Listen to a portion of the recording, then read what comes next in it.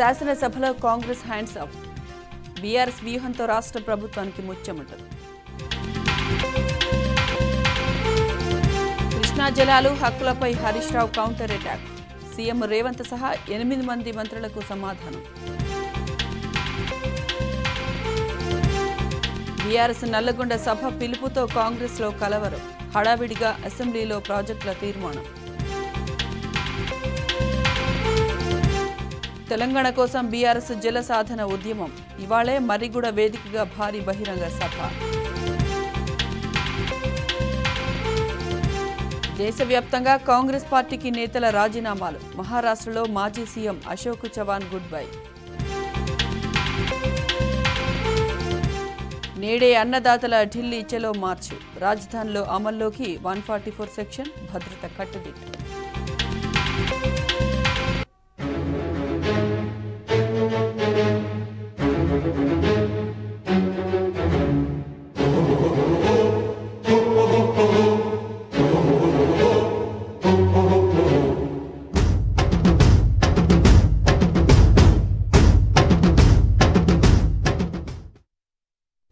కేఆర్ఎంబీకి ప్రాజెక్టుల అప్పగింతను నిరసిస్తూ బీఆర్ఎస్ తలపెట్టిన చెలో నల్లగొండ బహిరంగ సభకు శరవేగంగా ఏర్పాట్లు జరుగుతున్నాయి.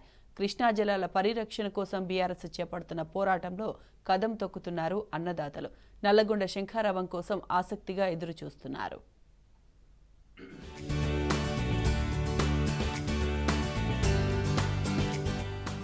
కృష్ణా జలాల్లో తెలంగాణ వాటా కోసం బీఆర్ఎస్ పోరుబాట పట్టింది. తెలంగాణ ప్రయోజనాలకై పోరాడుతున్న గులాబీ పార్టీకి ఊరువాడ మద్దతు తెలుపుతున్నారు. నల్లగొండలో జరిగే భారీ బహిరంగ సభ కోసం సబ్బండ వర్గాలు ఎదురుచూస్తున్నారు. బీఆర్ఎస్ అధినేత కేసీఆర్ ప్రసంగంపై సర్వత్రా ఆసక్తి నెలకొంది. మరోవైపు నల్లగొండ బహిరంగ సభ కోసం ముమ్మరంగా ఏర్పాట్లు సాగుతున్నాయి. మాజీ మంత్రి ఎమ్మెల్యే జగదీష్ రెడ్డి, ఎంపీ లింగయ్య యాదవ్, మాజీ ఎమ్మెల్యే భూపాల్ రెడ్డి ఏర్పాట్లు పర్యవేక్షిస్తున్నారు. ఉమ్మడి నల్గొండ, ఖమ్మం, మహబూబ్ నగర్, రంగారెడ్డి జిల్లాల నుండి ప్రజలు, అన్నదాతలు సభకు భారీగా హాజరు కానున్నట్టు తెలిపారు మాజీ మంత్రి జగదీష్ రెడ్డి. కాంగ్రెస్ తీరుపై ఇప్పటికే ప్రజల్లో తిరుగుబాటు మొదలైందన్నారు. కేసీఆర్ బయలుదేరారు అనగానే కాంగ్రెస్ వాళ్లకు వెన్నులో వణుకు పుట్టిందన్నారు. కేంద్రంతో కాంగ్రెస్ లోపాయకార ఒప్పందం చేసుకుందని, అందుకే రేవంత్ అప్పనంగా కృష్ణా ప్రాజెక్టుల్ని కేంద్రానికి అప్పజెప్పారని మండిపడ్డారు జగదీష్ రెడ్డి. కాంగ్రెస్ అంటేనే మోసం, నిండు సభలో అబద్దాలు చెప్పడం కాంగ్రెస్ కు అలవాటే అని ధ్వజమెత్తారు. కృష్ణా పరివాహక ప్రాంతంలో ఉన్న ఖమ్మం జిల్లా కావచ్చు, మహబూబ్ నగర్ జిల్లా కావచ్చు, రంగారెడ్డి, హైదరాబాద్ జిల్లా నుంచి కూడా ప్రతి పల్లె నుంచి, ప్రతి పట్టణం నుంచి కూడా పెద్ద ఎత్తున తరలి వస్తున్నారు. కేసీఆర్ గారు వస్తున్నారు అంటేనే తప్పకుండా దీంట్లో ఏదో ఉంది, ప్రాధాన్యత ఉంది అనే విషయాన్ని కూడా రైతులు గమనించారు. ప్రభుత్వం చేస్తున్న తప్పుల నుంచి తప్పించుకోవడానికి చేస్తున్న చిల్లర ప్రయత్నాలు ఏవైతున్నాయో అవి కూడా స్పష్టంగా రైతాంగం గమనించారు. అన్ని విషయాల పట్ల ప్రజలకు అవగాహన పెరుగుతుంది. కృష్ణా ప్రాజెక్టుల అప్పగింతపై కాంగ్రెస్ సర్కారు అబద్దాలతో ప్రజల్ని మభ్యపెడుతోందన్నారు మాజీ మంత్రి నిరంజన్ రెడ్డి. కృష్ణా జలాల హక్కుల పరిరక్షణ కోసం కేసీఆర్ నాయకత్వంలో మరో ఉద్యమానికి సిద్ధం కావాలని పిలుపునిచ్చారు. 9 ఏళ్లుగా కృష్ణా జలాలపై హక్కుల్ని కాపాడుకుంటూ వస్తే రేవంత్ సర్కారు వాటిని కేంద్రానికి అప్పగించిందని మండిపడ్డారు. నల్లగొండ శంఖారావానికి సంబంధించి కల్వకుర్తిలో ముఖ్య నేతలు, కార్యకర్తలతో సన్నాహక సమావేశం నిర్వహించారు. 17 జనవరి నాడు ఆంధ్రప్రదేశ్, తెలంగాణ ప్రస్తుత రేవంత్ ప్రభుత్వం, రెండు ప్రభుత్వాలు కేసీఆర్ ఒప్పుకోకుండా 9 ఏళ్లు పెండింగ్లో పెట్టించినటువంటి అంశాన్ని వాళ్ళు అప్పనంగా పోయి సంతకాలు పెట్టొచ్చు. తద్వారా కృష్ణానది జలాల వాడకం మీద, వినియోగం మీద మనం పూర్తిగా హక్కు కోల్పోయేటువంటి విధంగా ఒకవైపు కింద ఆంధ్ర దయాదాక్షిణ్యం మీద, లేదంటే కేంద్ర దయాదాక్షిణ్యం మీద తెలంగాణ ప్రజలు ఆధారపడేటట్లు వీళ్ళు ఒప్పుకొని వచ్చినారు. అది గొడ్డలు పెట్టు. ఇప్పుడు సంతకాలు పెట్టి వచ్చి ఇప్పుడు మేము ఇవాళ శాసనసభలో మేము తీర్మానం చేసి పంపిస్తున్నాం అంటే ఒప్పుకోనమ్మోడు ఎవడి వాళ్ళ శాసనసభలో పెట్టి ఒప్పుకోకుండా అయ్యిపోయేది కదా. నల్లగొండలో బీఆర్ఎస్ నిర్వహించనున్న బహిరంగ సభతో రేవంత్ ప్రభుత్వంపై ఒత్తిడి పెరిగిందన్నారు గుత్తా అమిత్ రెడ్డి. సభకు పెద్ద ఎత్తున తరలివచ్చేందుకు రైతులు ఆసక్తిగా ఎదురుచూస్తున్నారని చెప్పారు. రాష్ట్రానికి కాంగ్రెస్ సర్కారు చేసిన అన్యాయంపై ప్రజల్ని జాగృతం చేస్తున్నట్లు చెప్పారు అమిత్ రెడ్డి. సభ ద్వారా మాజీ ముఖ్యమంత్రి గారు తన సందేశాన్ని ఇవ్వడం జరుగుతుంది. సో ప్రాజెక్టు మీద నుంచి కేంద్ర ప్రభుత్వ బలగాలు పోయేంత వరకు కూడా, అదేవిధంగా కృష్ణా నదీ జలాల మీద, ప్రాజెక్టుల మీద మా రాష్ట్రానికి, తెలంగాణ రాష్ట్రానికి కావాల్సిన హక్కులు, ప్రజలకు, రైతాంగానికి ఉన్న హక్కులను పూర్తిగా కేంద్ర ప్రభుత్వం నుంచి మనం తీసుకొచ్చే వరకు పోరాటం కంటిన్యూ అవుతూనే ఉంటుంది. ఎందుకంటే నదీ జలాలను పునర్విభజించాల్సిన అవసరం ఎంతైనా ఉంది. అది ఒక ముఖ్య డిమాండ్. నదీ జలాల హక్కుల పరిరక్షణకై చేపడుతున్న నల్లగొండ శంఖారావం కోసం అన్నదాతలు 1000 కళ్లతో ఎదురుచూస్తున్నారు. గులాబీ బాస్ ప్రసంగం కోసం స్వచ్ఛందంగా తరలివచ్చేందుకు ఏర్పాట్లు చేసుకుంటున్నారు.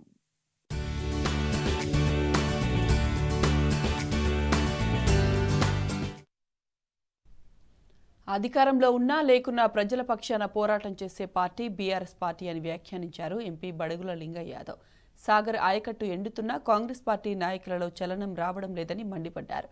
ఖమ్మంకు పాలేరు నీటిని తరలించిన విధంగానే ఉమ్మడి నల్లగొండ జిల్లాలో ఉన్న అన్ని చెరువులను నింపే విధంగా మంత్రి ఉత్తమ్ కుమార్ రెడ్డి చర్యలు చేపట్టాలని డిమాండ్ చేశారు.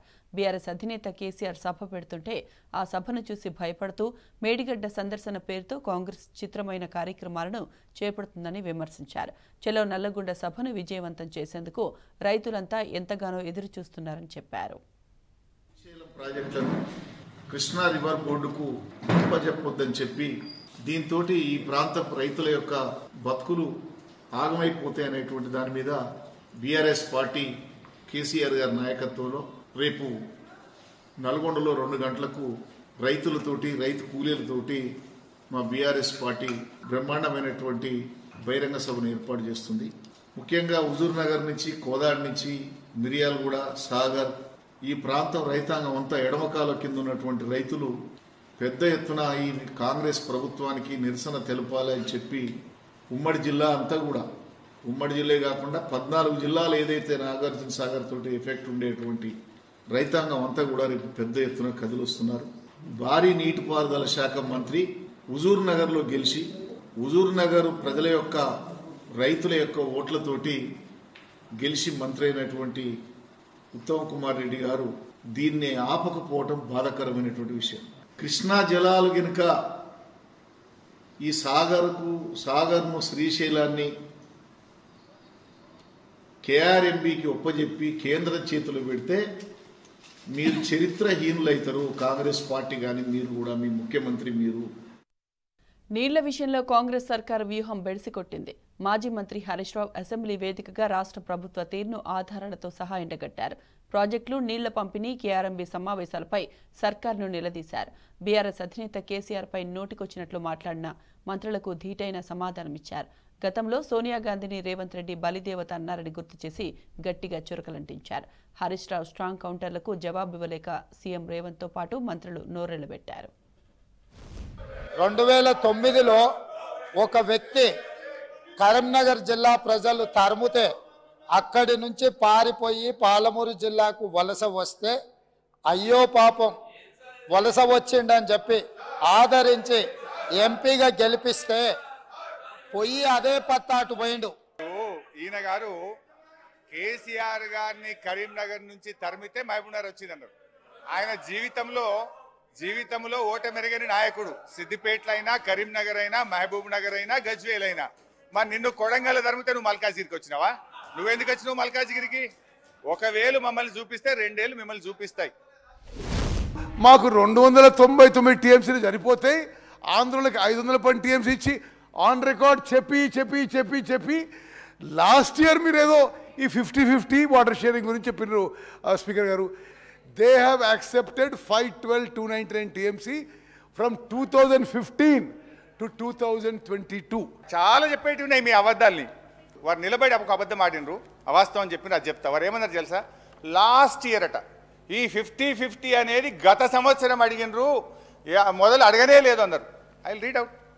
ఎన్ని అవాస్తవాలు మీరు మాట్లాడతారు అంటే మీరు ఏమన్నా మా మీద బురద చల్లుదామని డిసైడ్ అయ్యి వచ్చింది. కానీ అట్లా చల్లించుకోవడానికి మేము మీలాగా ప్రిపేర్ అయ్యలేము అని బయటకు పోవడానికి రెడీగా లేము. ప్రతిదీ ఆన్సర్ చేస్తాం. మాట్లాడతారా ముఖ్యమంత్రి గారు? కూర్చోవాలనా? ఎందుకట్లా running comments? You are chief minister, you are a leader of the house. Why are you speaking like that? మన 60 రోజుల కింద ఎన్నికలు 60 రోజుల కింద జరిగిన అధ్యక్ష. ఎంత చేసా అధ్యక్ష?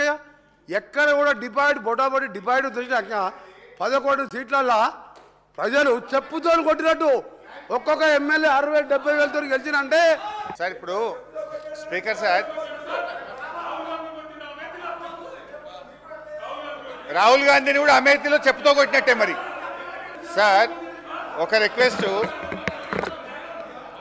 స్పీకర్ గారితో నా రిక్వెస్ట్ ఏంటంటే కోమటిరెడ్డి వెంకటరెడ్డి గారు మాట్లాడినటువంటి వ్యాఖ్యలు ఆయన విత్డ్రా చేసుకోవాలి, బేషరతుగా క్షమాపణ చెప్పాలి. లేదంటే మీరైనా దాన్ని సభ యొక్క రికార్డుల నుంచి తొలగించాలి. అప్పటిదాకా నేను మాట్లాడడం సార్. ఇప్పుడు ఒక రాష్ట్రాన్ని సాధించిన కేసీఆర్ను 10 ఏళ్ల ముఖ్యమంత్రి గారిని పట్టుకొని అటువంటి భాష మాట్లాడడం తగదు. మేము కూడా అనొచ్చు రాహుల్ గాంధీ గారిని అమేథీలో చెప్పుతో కొట్టారని మేము అనలేమా? So let him withdraw the word then I will speak. లేదా మీరైనా తొలగించండి. తప్పకుండా మీరు చెప్పాలి సార్. ఐఎమ్ డిలీటింగ్ అని చెప్పండి. మీరు అలాంటి పదాలు అసెంబ్లీలో మాట్లాడకూడదు. I'm deleting. Thank you. నేను I mention that meetings were not sign by Telangana secretary. మళ్ళీ అదే అబద్ధాలు చెప్పి ఆ మినిట్స్ మేము సైన్ చేయలేదు. సెంట్రల్ గవర్నమెంట్ ఏమి ఇచ్చిందో అది మీరు ఎక్కడికి వెళ్ళి తీసుకొచ్చిందో అది మీ ఇష్టం. అధ్యక్ష, ఇది ఎక్కడి నుంచో వచ్చిందంటే ఎట్లా అధ్యక్ష? ఒక బాధ్యతాయుతమైన మంత్రి. ఇది కేంద్ర ప్రభుత్వము విడుదల చేసినటువంటి పబ్లిక్ డాక్యుమెంట్ గెజిట్. వెయిట్ అన్న కొద్దిగా ఒప్పుకోవటండి. అయితే ఐ రీడ్ అవుట్. దీని తర్వాత ఒక మీటింగ్ అయింది, దాని తర్వాత వీడియో ఉంది, అన్నీ చెప్తారు అధ్యక్ష. ఇది వాళ్ళు మేము ప్రాజెక్టులు అప్పచెప్పలేదు అంటున్నారు. ఇందులో ఈ మినిట్స్ ఆఫ్ ద మీటింగ్ 17 జనవరి 2024 ఈ ప్రభుత్వం వచ్చిన తర్వాత జరిగిన మీటింగ్ అధ్యక్ష. ఇందులో స్పష్టంగా ఏమంటారంటే అధ్యక్ష, after detailed discussions and deliberations the following have been mutually agreed by the states of Andhra Pradesh and Telangana. Both the states and KRMB will discuss and finalize the protocols for handing over the Nagarjuna Sagar Dam and Srisailam Dam and all 15 prioritized component outlets to KRMB and come out with a concrete action plan in this regard within 7 days. 7 రోజుల్లోగా దీన్ని ఎట్లా అప్పచెప్పుతామనే concrete ప్లాన్తో మీ ముందుకు వస్తాం. 2, both the states will hand over 15 prioritized components outlets of Nagarjuna Sagar project and Srisailam project to KRMB within 1 month time period. నెల రోజుల్లోగా ఈ ప్రాజెక్ట్ను KRMBకి అప్పచెప్పుతాము. Number 2. Number 3, CRPF will keep a strict vigil on the dam site and will allow the engineers, officials from Government of AP or Government of Telangana to enter the premises of Sagar Dam only after the permission of KRMB. Telangana ఇంజనీర్లు ఎవరన్నా dam మీదికి పోవాలంటే KRMB అనుమతిస్తే తప్ప మీదికి పోనీయము. ఇది minutes of the meeting. Number 4, both the states will immediately release the funds to KRMB for the financial year and the dues.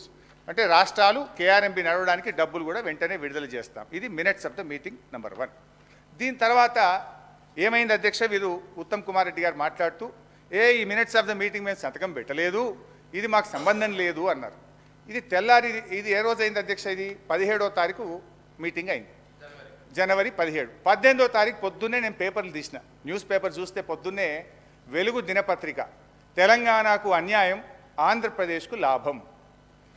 అదేవిధంగా ఆంధ్రజ్యోతి, అయ్యో మరి కరెంటు ఉత్పత్తి ఎట్లా అని ఆంధ్రజ్యోతిలో హెడ్డింగ్. సాక్షి ఇట్లా జగన్ హర్షం అని సాక్షి, ఇట్లా ఒక్కొక్క పేపర్లో బ్యానర్ ఐటమ్ వచ్చింది 18వ తారీఖు. మరి బాధ్యతాయుతమైన ప్రభుత్వం 18వ తారీఖు నాడు ప్రాజెక్టులు అప్పచెప్పినట్టు అన్ని పత్రికల్లో వార్తలు వస్తే వీళ్ళు ఖండించాలనా వద్దా? నోరు మెదపలే. నేను అనుకున్న వీళ్ళు ఖండిస్తారేమోనని నేను ఎందుకు తొందరపడాలి, ప్రెస్ మీట్ పెట్టాలని 18వ తారీఖు నేను పెట్టకుండా వెయిట్ చేసి 19వ తారీఖు నాడు నేను ప్రెస్ మీట్ పెట్టి, అరే ఏం చేస్తున్నారు, నిద్రపోతున్నారా? ఒకవైపు ప్రాజెక్టులు అప్పచెప్పినట్టు అన్ని పత్రికల్లో పతాక శీర్షికన వార్తలు వచ్చినాయి. మినిట్స్ ఆఫ్ ద మీటింగ్ కూడా కరెక్ట్గా అదే రోజు వచ్చింది 19 నాడు.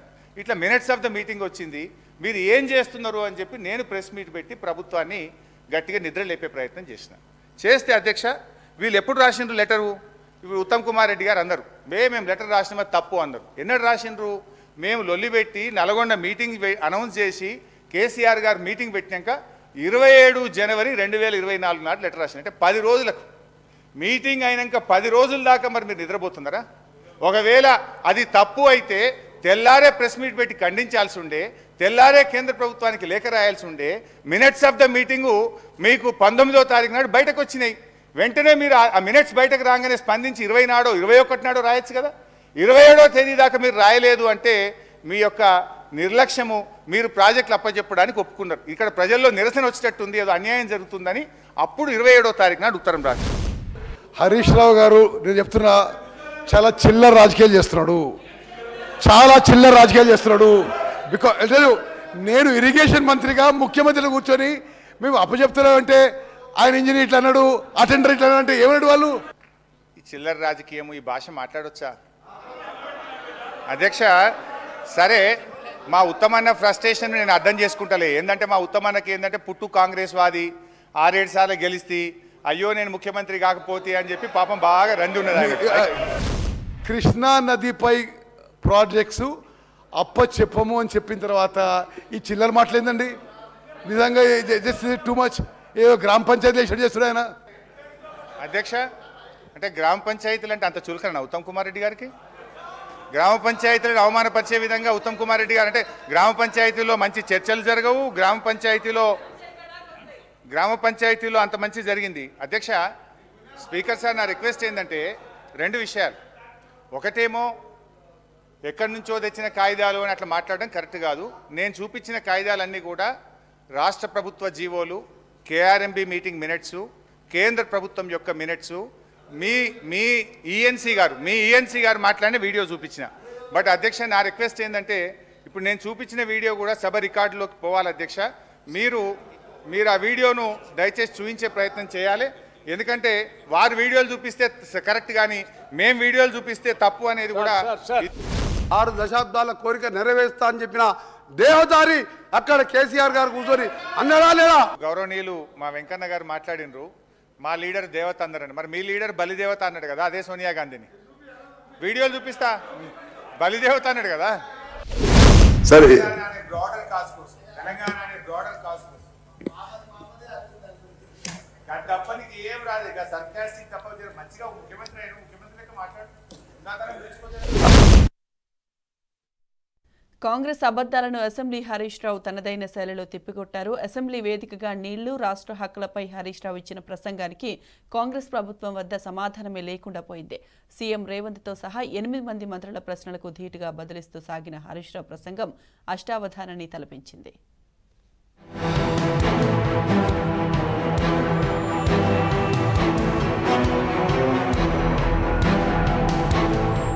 తెలంగాణ శాసనసభలో అరుదైన దృశ్యం ఆవిష్కృతమైంది. ప్రతిపక్ష పార్టీ తరపున శాసనసభలో కేఆర్ఎంబీ తీర్మానంపై జరిగిన చర్చలో బీఆర్ఎస్ తరపున మాట్లాడిన మాజీ మంత్రి హరీష్ రావు అధికార పక్షాన్ని అల్లాడించారు. సీఎం సహా 8 మంది మంత్రులకు సమాధానమిచ్చి అష్టావధానని అనిపించుకున్నారు.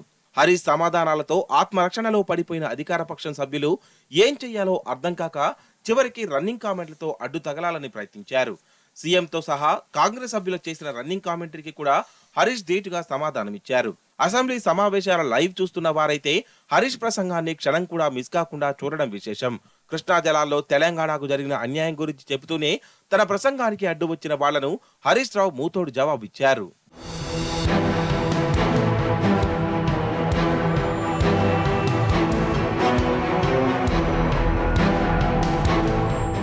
నిండు సభలో హరీష్ రావు పంచు డైలాగులకు అధికార పక్షం ఉక్కిరిబిక్కిరైంది. ప్రభుత్వం కేఆర్ఎంబీ గురించి రూపొందించిన పుస్తకానికి అవాస్తవాల పుస్తకమని పేరు పెట్టనంటూ కౌంటర్ అటాక్ స్టార్ట్ చేసిన హరీష్ రావు ఆ తర్వాత చెలరేగిపోయారు. మేం మీలా ప్రిపేర్ కాకుండా రాలేదు, మంచిగా ప్రిపేర్ అయి వచ్చినాం. మీరు అడిగిన ప్రతిదానికి ఆన్సర్ చేస్తామంటూ కాంగ్రెస్ నేతలకు ధీటుగా కౌంటర్ ఇచ్చారు. చివరికి రేవంత్ రెడ్డి కూడా తెలంగాణ ఉద్యమం గురించి, తెలంగాణ గురించి మాట్లాడడం అంటే దయ్యాలు వేదాలు వల్లించినట్టే ఉందని చేసిన కామెంట్ హైలైట్ గా నిలిచింది. ఉత్తమన్న సీఎం కాలేదన్న ఫ్రస్ట్రేషన్ లో ఉన్నట్టున్నడు వంటి పంచు డైలాగులతో కాంగ్రెస్ సభ్యులు నోట మాట పెగలకుండా చేశారు.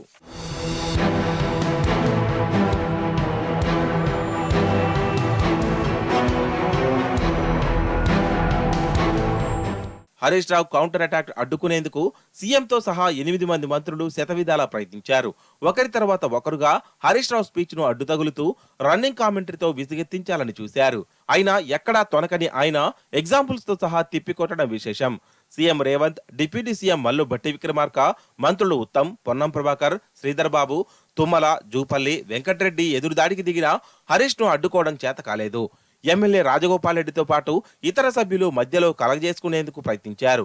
ఒక్క హరీష్ రావు ప్రసంగాన్ని మొత్తం 25 సార్లు అడ్డుకునే ప్రయత్నం చేయడం గమనార్హం. సభ ప్రారంభం నుంచి ముగిసే వరకు హరీష్ వర్సెస్ కాంగ్రెస్ పార్టీగానే ప్రశ్నలు సమాధానాలు సాగాయంటే అతిశయోక్తి కాదు. చివరకు హరీష్ రావు ప్రశ్నలు అడుగుతుంటే మంత్రులు సమాధానం చెప్పలేక విషయాన్ని కేసీఆర్ పై వ్యక్తిగత విమర్శలు చేసే స్థాయికి వెళ్లారు.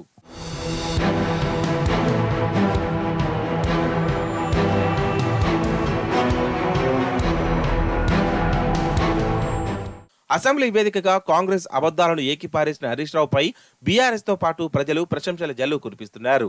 BRS working president KTR Harish Rao అద్భుతంగా మాట్లాడారని, కాంగ్రెస్ అబద్ధపు ప్రచారాలు పటాపంచలు చేశారని ప్రశంసించారు.